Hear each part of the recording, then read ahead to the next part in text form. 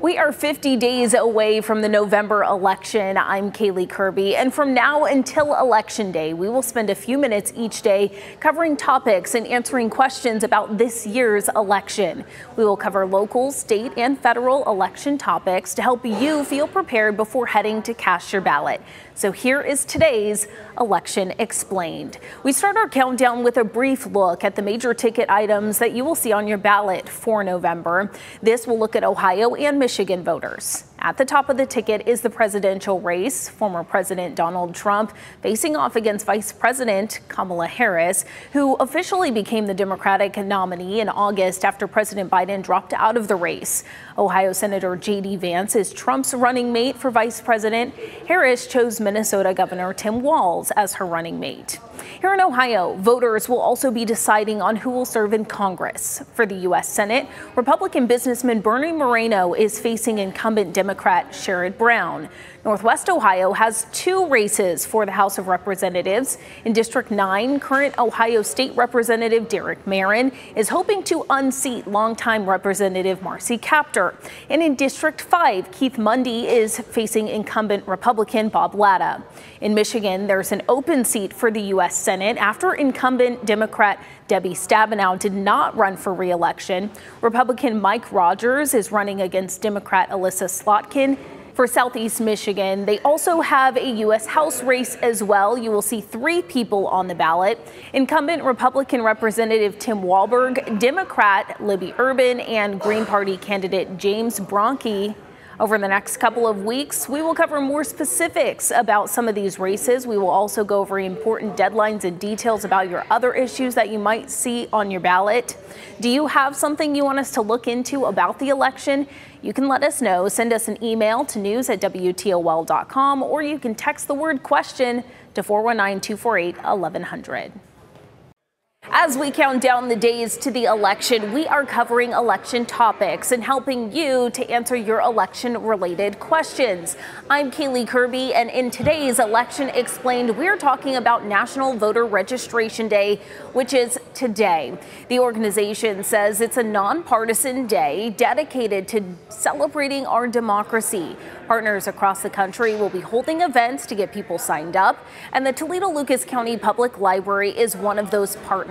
They will have community organizations scattered at different branches throughout the day to get you registered to vote if you're not already registered. They will also be able to find your polling location and help you learn more about the issues that you'll see on your ballot. Here are the library locations holding voter registration outreach. Mott Branch from 11 a.m. to 7 p.m., Kent Branch from 11 a.m. to 4 p.m., Main Library from noon to 5 p.m., Sanger Branch from noon to 5 p.m., Heather Downs from 4 p.m. to 7:30 p.m., and Reynolds Corner today from 5 p.m. to 7 p.m. After today, you'll still be able to register to vote up until October 7th in Ohio and October 21st in Michigan. You can do it online, in person, or by mail. The Frederick Douglass Center is also holding a voter registration event happening today. That is from 10 a.m. to 7 p.m. Do you have something you want us to look into for the election? Let us know. You can send us an email at news@WTOL.com, or you can text the word question to 419-248-1100. Hello and welcome to today's Election Explained. I'm Caylee Kirby, and this is the place where we will spend a couple of minutes each day covering topics and answering questions about this year's election from now until Election Day. Now, we still have a few more weeks until the November election, but there are some important dates coming up that you should be aware of. Today, we will cover what you need to know for Ohio voters. The first round of voters can begin casting their ballots on September 20th with military and overseas absentee voting. If you're not in that category, now is the time to check to see if you're registered to vote. Back in July, Secretary of State Frank LaRose removed thousands of voters from the rolls. People were removed if they died, moved, or had not voted in the last couple of elections. If you are currently not registered to vote, the deadline to register is October 7th. Local boards of elections will stay open until 9 p.m. to allow people to get their registration in, and people who are already registered to vote should check their mail for an absentee ballot application. They should already have started arriving. If you'd like to vote absentee, you'll need to fill out the application with your address, your date of birth, and your signature. Those applications need to be filled out and received at your local BOE by October 29th. Absentee ballots must be postmarked by November 4th, the day before the election, for them to be counted. You can also drop them off at your Board of Elections ballot drop box. If you'd rather want to vote in person, October 8th is when early in-person voting begins. Early vote centers will be open Monday through Friday, and then the 2 Saturdays and Sundays before the election. Then on Election Day, November 5th this year, polls in Ohio will open at 6:30 in the morning and they will close at 7:30 at night. If you're in line by 7:30, you can still vote. And then tomorrow we will focus on important dates and deadlines for Michigan voters. Do you have something you want us to look into about the election? Let us know. You can send us an email to news@WTOL.com, or you can text the word question to 419-248-1100. We continue to count down the days until the election, and all the way up until Election Day, we will cover topics, issues, and questions that you may have before you go to vote. So we listed the deadlines for Ohio voters yesterday. Today, we will focus on the important dates and deadlines for Michigan voters. If you haven't already registered to vote, you can do that now all the way up until 15 days before the election. That's October 21st. You can register online, by mail, or in person. The first round of voters can begin casting their ballots next week. September 26th is when in-person absentee voting begins. After that, general in-person voting for early voting begins on October 26th, and that will last all the way until the Sunday before Election Day. Now, if you're planning to vote absentee, you can request to do that. Request an empty ballot by mail until November 1st. You can make that request in person until November 4th. And then on Election Day, November 5th, the polls will be open at 7 a.m. and stay open until 8 p.m. You can register to vote on Election Day, but you will have to do that at your local clerk's office as well. Do you have something you want us to look into about the election? Let us know. You can send us an email at news@WTOL.com, or you can text the word question to 419-248-1100. Well, it seems like every channel you turn to, there's a political ad. Your commercial breaks are inundated with them. And you might be wondering why you're seeing so many ads for one candidate and maybe not as many for another. That leads to today's Election Explained question. Are political candidates guaranteed equal amounts of TV ad time? That answer is no, but it's not because of the TV station. The sources we use for today's answer are the Communications Act of 1934 and the Federal Communications Commission. All candidates are guaranteed equal opportunity and equal price for acquiring ad times. The act says if a candidate is on a TV or radio station for at least 4 seconds, that station must also provide the same opportunity to all other candidates running for that office. Something that's important to note here, specific to this law, is the key phrase equal opportunity as opposed to equal time. What this means, according to the FCC, is if one candidate buys ad time at a station, that station has to give the opponent the option to buy an ad at the same price and at the same time. If the opponent doesn't want to buy an ad or can't afford it, that's the end of the line. The station provides the opportunity and they don't have to do anything more. On the flip side, if the opponent has more money and wants to buy more ad time, they can. There are some exceptions to this rule. The biggest one is news coverage or interviews. Those don't count because they're not considered advertisements. Another exception to this that doesn't apply to cable channels or digital platforms, CNN, Hulu, or Facebook, for example. That's because they don't have to abide by these rules. Do you have a question or something you want us to look up about the election? Let us know. You can send us an email at news@WTOL.com, or you can text the word question to 419-248-1100. Is a driver's license the only acceptable form of ID at the polls? What if I don't drive? What if I forget my ID? We will answer those questions in today's Election Explained. Hey, I'm Caylee Kirby, and from now until Election Day, we will help answer questions and go over topics you might have. When it comes to voting in person, whether it's early voting or on Election Day, you need to have a form of identification. There are several types of valid IDs that you can bring to verify your identity when you go to cast your ballot, and here are what you can bring. Ohio's driver's licenses, state of Ohio ID cards, interim ID forms issued by the Ohio BMV, a U.S. passport, a U.S. passport card, U.S. military ID card, Ohio National Guard ID card, or U.S. Department of Veterans Affairs ID card. Any of these are acceptable photo IDs, but they must have an expiration date that has not passed, a photograph of the voter and the voter's name, which must be the same as it appears on the poll list or in the poll books. Now, if you forget to bring your ID when you go to vote, you can still vote, but it will be under a provisional ballot. For your ballot to count, you have to return to the Board of Elections within 4 days after Election Day to provide a valid and qualifying form of identification. Do you have something you want us to look into about the election? Let us know. You can send us an email at news@WTOL.com, or you can text the word question to 419-248-1100. If you live in Ohio, one of the issues you will vote on is the Citizens Not Politicians Amendment. Today's question comes from Diana. She asked if Issue 1 is changing how district maps are drawn this year. The short answer is yes, but it needs context. Voters won't have a choice in what the maps look like, but they do have a choice in who draws the maps, and that could lead to changes in districts.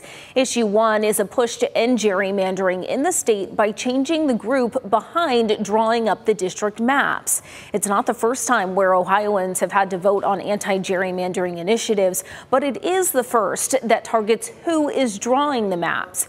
Chris Davies, spokesperson for the Yes on One campaign, says gerrymandering is something both political parties are guilty of. The issue that we have in our present system is that politicians draw the maps. And when politicians draw the maps, they gerrymander to protect their seats. Mark Weaver, spokesperson for the Vote No on Issue 1 campaign, says Ohio should continue with the current anti-gerrymandering reforms that are in the Constitution. We should allow them to work. They're relatively new, but Issue 1 would strip out the anti-gerrymandering provisions that Ohio voters put in and force gerrymandering into the state constitution. Issue 1 wants to change the current 7-member politician commission to a commission made up of 15 citizens who draw the maps. If approved, the group would have 5 Democrats, 5 Republicans, and 5 independents, chosen by 4 retired judges. The current commission has faced several lawsuits and has been sent to redraw maps several times. Do you have something you want us to look into about the election? Let us know. You can send us an email to news@WTOL.com, or you can text the word question to 419-248-1100. If you live in Ohio, one of the issues you will vote on is the Citizens Not Politicians Amendment. Today's question comes from Diana. She asked if Issue 1 is changing how district maps are drawn this year. The short answer is yes, but it needs context. Voters won't have a choice in what the maps look like, but they do have a choice in who draws the maps, and that could lead to changes in districts. Issue 1 is a push to end gerrymandering in the state by changing the group behind drawing up the district maps. It's not the first time where Ohioans have had to vote on anti-gerrymandering initiatives, but it is the first that targets who is drawing the maps. Chris Davies, spokesperson for the Yes on One campaign, says gerrymandering is something both political parties are guilty of. The issue that we have in our present system is that politicians draw the maps. And when politicians draw the maps, they gerrymander to protect their seats. Mark Weaver, spokesperson for the Vote No on Issue 1 campaign, says Ohio should continue with the current anti-gerrymandering reforms that are in the Constitution. We should allow them to work. They're relatively new, but Issue 1 would strip out the anti-gerrymandering provisions that Ohio voters put in and force gerrymandering into the state constitution. Issue 1 wants to change the current 7-member politician commission to a commission made up of 15 citizens who draw the maps. If approved, the group would have 5 Democrats, 5 Republicans, and 5 independents, chosen by 4 retired judges. The current commission has faced several lawsuits and has been sent to redraw maps several times. Do you have something you want us to look into about the election? Let us know. You can send us an email to news@WTOL.com, or you can text the word question to 419-248-1100. Hello and thanks for joining us. I'm Caylee Kirby and this is Election Explained. Today we will cover the question of how the Americans who are stuck up in space vote. Boeing Starliner astronauts Butch Wilmore and Sunny Williams said they plan to vote in this year's election, more than 200 miles away from Earth. This comes after the astronauts' 8-day trip has turned into an 8-month stay at the International Space Station. It's not the first time people have voted from space. NASA actually has had a voting process in place since 1997 for circumstances like this. NASA says filling out a ballot and sending it back is similar to how other data is sent between the space station and mission control. According to NASA's website, the ballots are encrypted and uploaded into the computer system on the ISS. After the ballot is filled out, it's sent back down to a ground antenna in New Mexico through the Tracking and Data Relay satellite. From there, NASA transfers the ballot to the Johnson Space Station in Houston, where it gets sent off to the county clerk in Texas, who is responsible for casting the vote. NASA says the ballot is encrypted and only accessible by the astronaut and the county clerk to keep the vote integrity. Do you have something you want us to look into about the election? Let us know. You can send us an email to news@WTOL.com, or you can text the word question to 419-248-1100. Hello and thanks for joining us. I'm Caylee Kirby. And this is Election Explained. It's the place where we will take a few minutes each day to answer all of your questions and concerns about the election. So if you have a question or a topic you want us to look into, let us know. Now, on to our question for the day. Do I need to have a reason to vote absentee? The answer to this is no. You don't need a reason. In both Ohio and Michigan, all registered voters have the option and right to vote with an absentee ballot. If this is the way you'd like to vote, you can request a ballot by mail or in person at your county board of elections. You can also do it online. You can request your ballot right now. In Ohio, your ballot should start arriving soon, and in Michigan, your ballots will start arriving as early as tomorrow. Also in Michigan, voters have the opportunity to join the permanent absentee ballot list. That can be done by checking your box on your application, and then you will automatically receive an absentee ballot every election. The deadline to request a ballot in Ohio is a week before the election, which would be October 29th. And in Michigan, the deadline is 5 days before the election. That's November 1st by 5 p.m. Do you have something you want us to look into about the election? Let us know. You can send us an email at news@WTOL.com, or you can text the word question to 419-248-1100. We are getting closer to the start of absentee and early in-person voting. In today's Election Explained, we will cover how you can cast your ballot if you're disabled, or what to do if you have a problem or question while you're at the polls. When you go to vote, you can actually have someone assist you at the ballot box. Our information for today comes from the Ohio Secretary of State Frank LaRosa's website.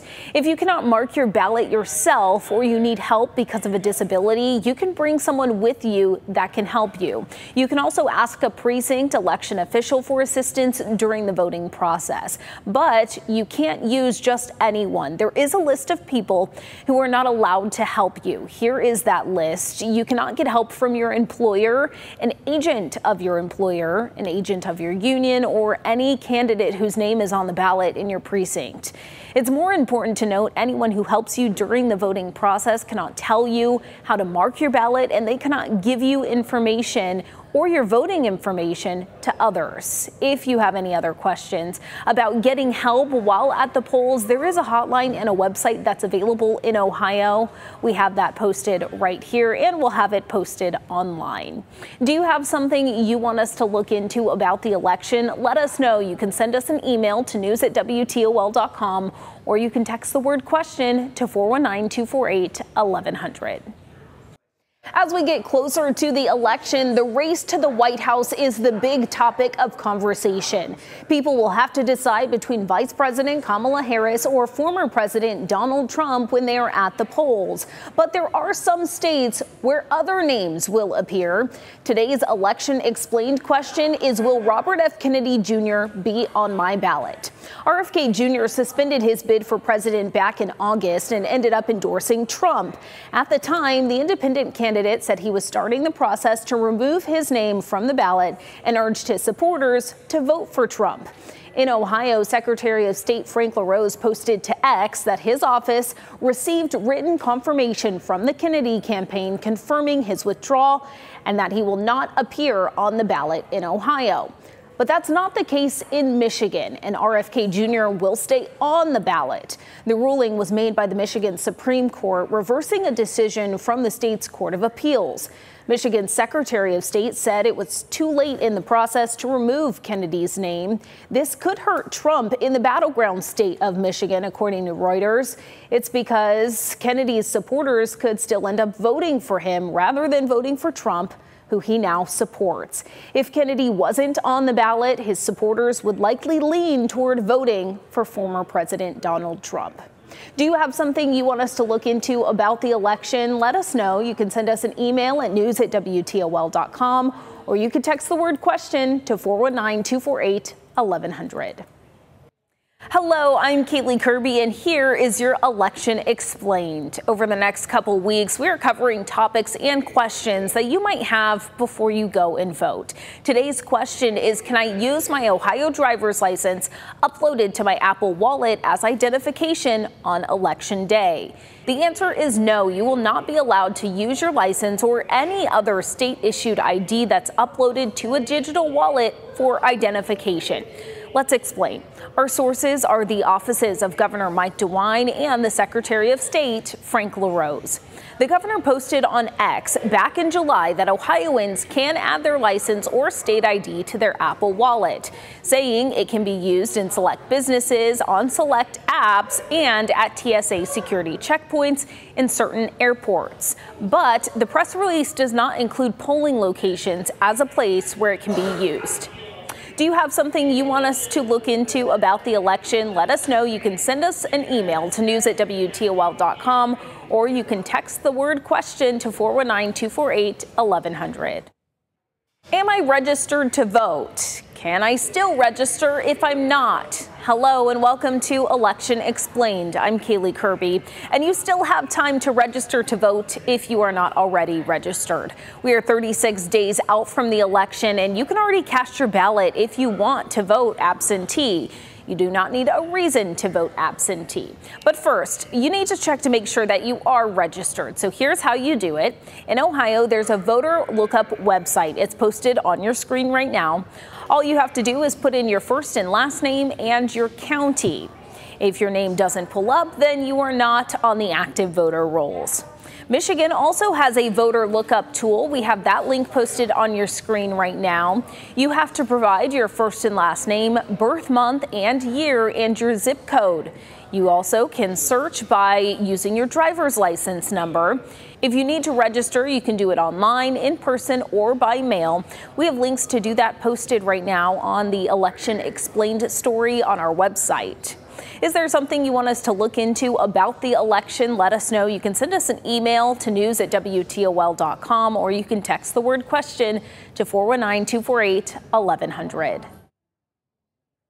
Today is the day the first and only vice presidential debate will take place in New York City. I'm Caylee Kirby, and for today's Election Explained, we will go over what we need to know about the debate. Ohio U.S. Senator J.D. Vance and Minnesota Governor Tim Walz will go head-to-head tonight at 9 right here on WTOL 11. It'll be a 90-minute debate moderated by CBS Evening News anchor Norah O'Donnell and Face the Nation host Margaret Brennan. Of course, we don't know the questions that'll be asked, but some of the topics that will likely be covered are the same that we saw in the presidential debate last month: the economy, immigration, abortion, and foreign policy. Two big things are different tonight, though, than what we saw in the presidential debate. The mics will be on the whole time, but CBS News says it will reserve the right to mute a microphone if it's necessary. And there will be no third-party fact-checking. CBS says it'll be up to Walz and Vance to fact-check each other in real time. Each candidate will get 2 minutes to answer the questions, 2 minutes to respond to their rival's answer, and then 1 minute for a rebuttal. Vance and Walz will each have 2 minutes for closing statements. Vance opted to have the final word after winning the coin toss. There will be no studio audience, but many eyes will be on the debate tonight. Political analysts believe this debate has a bigger impact than previous VP debates because of how tight the race is and the fact that this could be the last debate before the November election. No other debates are scheduled right now, but that could change between now and the election. Vice President Kamala Harris accepted CNN's invitation for another debate on October 23rd, but former President Donald Trump said it's too late for another debate and has not accepted anything yet. Do you have something you want us to look into about the election? Let us know. You can send us an email at news@WTOL.com, or you can text the word question to 419-248-1100. Former President Jimmy Carter turned 100 years old yesterday. He is one of millions of Americans who are planning to vote by mail for the November election. But what happens if someone passes away after sending in their ballot? That's the question we will answer in today's Election Explained. President Carter has been in hospice since last year, and his family says he plans to live long enough to vote for Kamala Harris. When we asked him, was he excited about his 100th birthday, he said, I'm excited about that, but I'm really excited to vote for Kamala Harris. Well, now people are asking if their vote will be counted if they mail in their ballot but die before Election Day. The answer for this depends on what state the ballot is cast in. That's because election laws vary state by state. According to the National Conference of State Legislatures, there are 9 states where laws say a person's vote would still count, and 10 states where the laws say the vote will not count. Both Michigan and Ohio do not have explicit laws on whether a vote will be counted, but there is guidance for both states. In Ohio, the ballot will be counted. That's according to the Office of Ohio's Secretary of State. It says as long as they can confirm the person was alive and that the ballot was properly cast, the vote will be counted. In Michigan, there are no laws on the books, but the Secretary of State's office has issued guidance which says ballots of voters who have died are rejected in Michigan, even if the voter cast an absentee ballot and then died before Election Day. Is there something you want us to look into about the election? Let us know. You can send us an email to news@WTOL.com, or you can text the word question to 419-248-1100. We are 33 days from Election Day, and from now until November 5th, we will cover many of the topics and questions that you might have before you go to vote. Today's Election Explained question is, how do I vote if I live in a nursing home and can't get out to vote? This is what's called special voting circumstances. There are accessibility provisions in place for both you and election officials.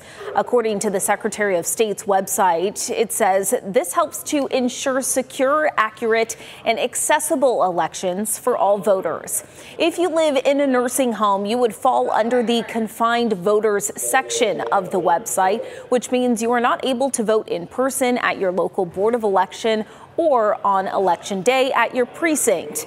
You can request an absentee ballot up to 90 days before the election, all the way up until Saturday before the election. The deadline for that is at noon. If a person has a disability and is restricted to a home, nursing home, jail, or workhouse, and you cannot physically vote at a location, the Secretary of State's website says the County Board of Elections can deliver a ballot to you. It would involve 2 election officials from different political parties. They will deliver the ballot to you and then return it back to the Board of Elections. Sending and receiving your ballot by mail is also an option for anyone who votes absentee. A reminder, you don't need a reason to vote absentee. If you do choose this option, ballots must be postmarked by the day before Election Day to be counted. That's November 4th. Is there something you want us to look into about the election? Let us know. You can send us an email to news@WTOL.com, or you can text the word question to 419-248-1100. Thanks for joining us for another Election Explained. I'm Caylee Kirby. Vice presidential hopefuls J.D. Vance and Tim Walz had their debate at the beginning of this month, and there likely won't be any more debates for the entire election season. But we are getting messages from people wondering how much of what the VP nominees said during the debate was fact or fiction. This comes as we are about a month from Election Day, and voters are finalizing who they plan to choose when they cast their ballot. The first claim comes from Tim Walz. He said we are producing more natural gas and more oil at any time than we ever have. This claim is true. In 2023, the U.S. did produce more oil and natural gas than any other year.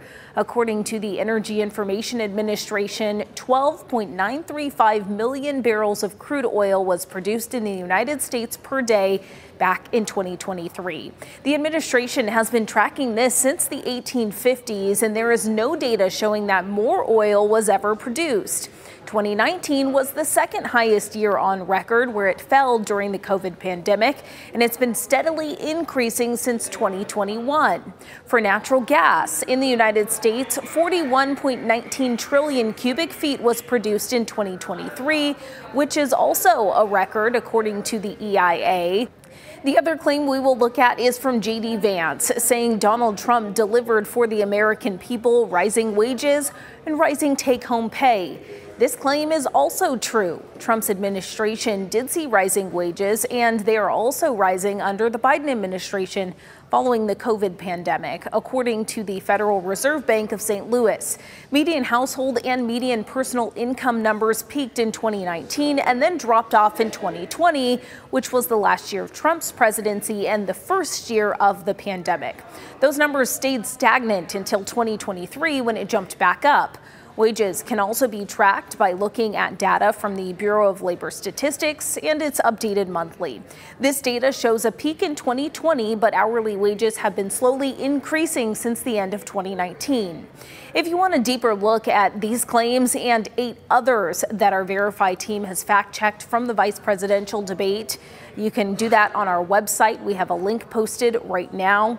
Do you also have something else you want us to look into about the election? Let us know. You can send us an email to news@WTOL.com, or you can text the word question to 419-248-1100. As we count down the days to Election Day, we see lots of information about poll numbers. Who's pulling ahead? What does it mean for swing states? What issues do Americans care about the most right now? Bowling Green State University and its Department of Political Science conducted a web-based poll and are releasing their results. The Democracy and Public Policy Network at BGSU polled 1,000 likely voters on topics like the presidential race, Ohio Senate race, and Issue 1. It's important to note this poll is just a sample size of voters and does not indicate the results of the election. Here are some of the questions and the results they got. If the election were today, which candidate would you vote for? Kamala Harris or Donald Trump? 44% said Kamala Harris. 51% said Donald Trump. 4% said they were undecided, and 1% said they would vote for another candidate. The next question, if the election for the U.S. Senate was today, would you vote for Sherrod Brown or Bernie Moreno? 49% said Sherrod Brown, 45% said Bernie Moreno, and 6% said they were undecided. The other question voters were asked is if they approve or reject issue 1. 60% said they were in favor of issue 1, 20% said they did not support issue 1, and the other 20% was unsure. Poll takers were also asked about what issues were the most important for them in this election. The economy and inflation topped the list with 22% and 20%. Threats to democracy had 17%, and immigration came in at 14%. Abortion, guns, and health care were also some of the issues on people's minds. If you'd like to see some of the other questions and results from the sample voters, you can find the information on our website. Just find the Election Explained section. Is there something you want us to look into about the election? You can let us know by sending us an email to news@WTOL.com, or you can text the word question to 419-248-1100. We are 1 month from Election Day. I'm Caylee Kirby, and thanks so much for joining us for another Election Explained. Today, we will focus on what you can expect to see when you head to cast your ballot. One of our viewers asked, how do I find out what's on my ballot? Today's answer will come from the Michigan and Ohio Secretary of State's websites. We want to remind you not every ballot will be the same. It will depend on what state, county, city, township, maybe even school district that you live in. We'll start with Ohio. There is a way for you to find a sample ballot on the Secretary of State's website. A map will pull up where you can click the county that you live in. Then you'll have to input your first and last name, and you can see what's included in your sample ballot. For example, if you live in Lucas County, some of the things you'll see include issue 1, which seeks to make changes to the redistricting commission. You will also vote on Lucas County commissioners, tax levies for the county, and a bond issue for the Toledo-Lucas County Public Library. If you live in Michigan, the way that you find your sample ballot is also on the Secretary of State's website. You just have to provide your county, jurisdiction, and precinct. Let's take a look at Monroe County, for example. Things you will vote on include the state's Board of Education members, the regent for the University of Michigan, and a millage renewal for Michigan Community College. Those are just some of those things. We have a way for you to do that if you head to our website right now. Do you have something you want us to look into about the election? Let us know. You can send us an email to news@WTOL.com, or you can text the word question to 419-248-1100. You don't have much time left to register. The deadline to vote is today. There have been some people in Ohio saying they've gotten messages that seem to be from official state offices. The message claims they are not registered to vote, and a link is included for them to do it. In today's Election Explained, we are verifying if you should trust these kind of texts. Here's an example of the messages. It says, we have you in our records as not registered to vote. Check your registration status and register in 2 minutes. Our source is Ohio Secretary of State Frank LaRose. He says if you get a mail or text message asking you to register, it's usually from organizations that are trying to get people registered. Sometimes they create something that looks like it's official because they think people are more likely to open it. Those messages will not come from the Secretary of State. He also says you should pay attention to the link that's part of the text message that you receive. To be clear, though, if it doesn't take you to voteohio.gov, it's not the official voter registration site. Look for that .gov domain. That's a clue to make sure that you're going to the official government website. If you get something in the mail and are curious if it's legit, LaRose says to look for the official election logo. Election mail from us or from your county board of elections will always have that distinct official elections mail logo. If you have any questions or concerns about the election, let us know. You can send us an email to news@WTOL.com, or you can text the word question to 419-248-1100. We are 28 days out from Election Day, and here in Ohio, early voting starts today. The polls opened at 8 a.m. I'm Caylee Kirby, and this is your Election Explained. Vote centers are located at your county board of elections. For Lucas County, that's the Shared Services Building located at 3737 Sylvania Avenue in Toledo. The Board of Elections is located in the back of the building. You want to look for entrance C and the signs that say vote early. If you vote in Wood County, early voting happens at the Wood County Courthouse. That address is 1 Courthouse Square in Bowling Green. From now until Sunday before the election, you can cast your ballot. We have the dates and times for early voting right here. October 8th through the 11th. The times are from 8 a.m. until 5 p.m. October 14th to the 18th, 8 a.m. to 5 p.m. as well. October 21st to the 25th, the time to vote is 8 a.m. to 6 p.m. October 26th, 8 a.m. to 4 p.m. The 27th, 1 p.m. to 5 p.m. October 28th, 7:30 a.m. to 7:30 p.m. and October 29th, 7:30 a.m. to 8:30 p.m. Then October 30th to November 1st, the time that you can early vote is 7:30 a.m. to 7:30 p.m. November 2nd, 8 a.m. to 4 p.m. and then November 3rd, which is the last day for early voting, is from 1 p.m. to 5 p.m. That is on a Sunday. If you plan to vote early, you want to make sure you have a form of identification with you. That could be your driver's license, passport, or a U.S. military ID card. We have all other information for voting in the Election Explained document on our website. If you want to find out what's on your ballot, you can also check out the video that we have posted to the Election Explained segment.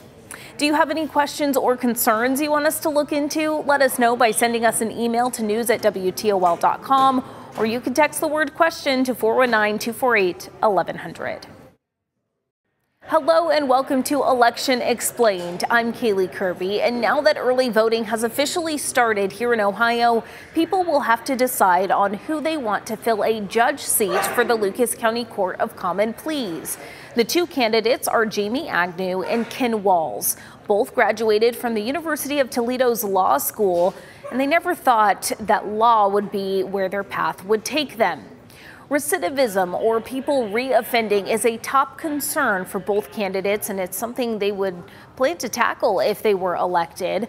Agnew's approach would be having judges from different courts coming together to work on solutions. There's a gray area, and I think we need to work on that in the judicial system and talk about, again, bridging the gap, making sure that, you know, if there are any services that can be offered, to make sure that we try to eliminate, you know, poor decision making from the beginning. Focusing on mental health is the approach Walls would take.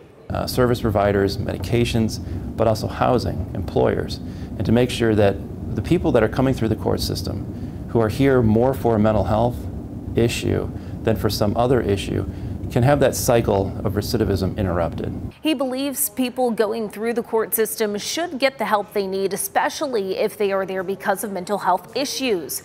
Both candidates say a judge has an important role in the community and that they are here to help people.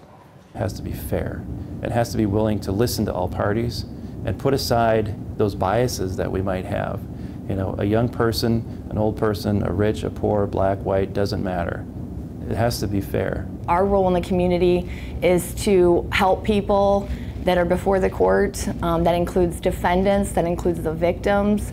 It's our responsibility to make sure that we are protecting the community by making good decisions, good and sound decisions. We have more information about the candidates and their experience on our website right now. If you have a question or concern you want us to look into, let us know. You can send us an email at news@WTOL.com, or you can text the word question to 419-248-1100. Hello and welcome to Election Explained. I'm Caylee Kirby.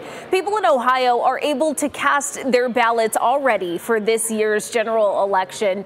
And one of the things you'll see on the ballot if you live in Lucas County is the commissioner's race. And to help you prepare, WTOL 11 is hosting a debate partnering with the Toledo Lucas County Library. The debate will be held in exactly 1 week on Thursday, October 17th. It's a way for you to hear directly from the candidates and what their plans are to help move the county forward. The candidates are current commissioners Pete Gherkin and Anita Lopez, as well as Tom Winooski and John Rosick. The debate will be held at the main library from 5 to 8 p.m. If you can't make it in person, you can watch it online on our WTOL 11 app, WTOL 11 Plus, and on our YouTube channel. Here is the event schedule for the night. Doors will open at 5 p.m. and the first debate will start at 5:45, moderated by Jeff Smith.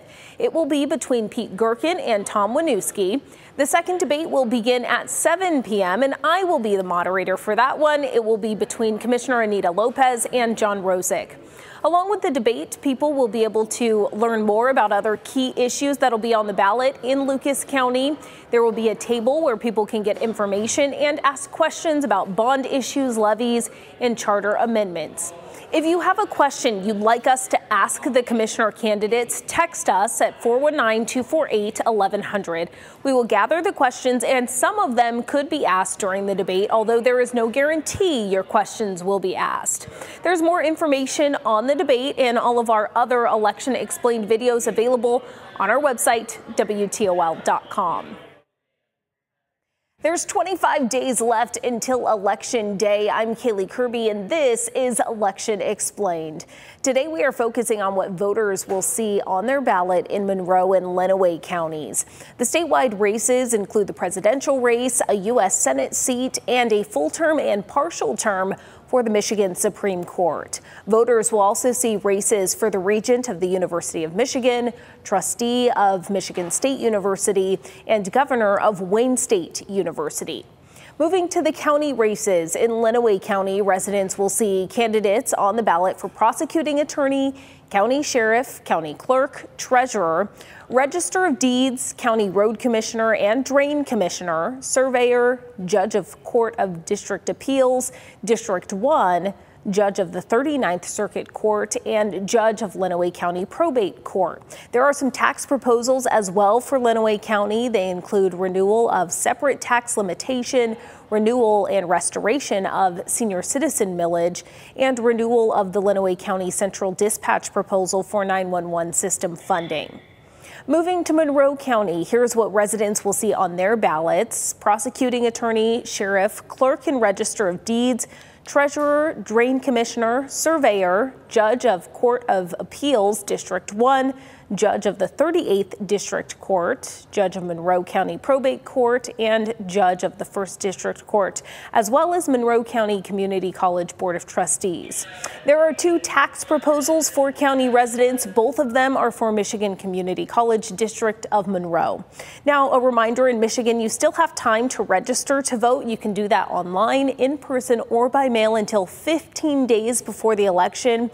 After that, you can still get registered up until Election Day, but you will have to go to your local clerk's office to register.